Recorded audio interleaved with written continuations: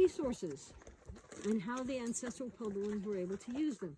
Right behind me here, we have a yucca plant.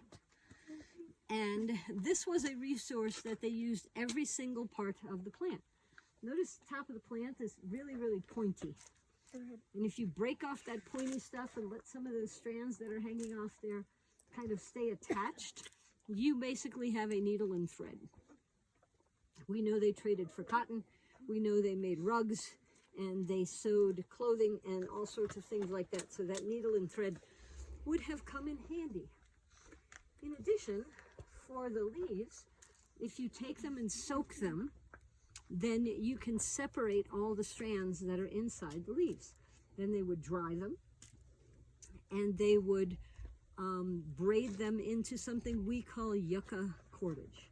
With the yucca cordage, they would make sandals, they would attach things to crib boards, they would make ropes, they would do all sorts of things with it. So that yucca cordage was very helpful to them. You can see the fruit that is hanging on there.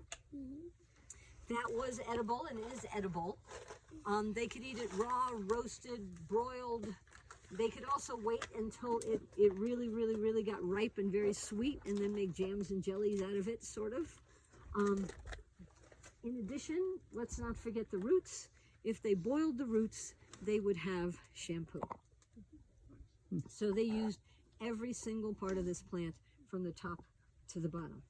The other thing that we're going to see as we go along is you're going to see some prickly pear cactus kind of all over the place. Today we make prickly pear cactus jams and jellies and things like that.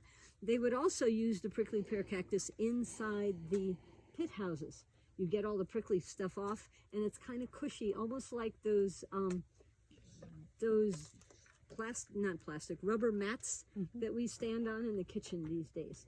So they could line the bottom of the pit house with that and made it a lot more soft and cushy, a little better than lying on the ground. So we're going to go on.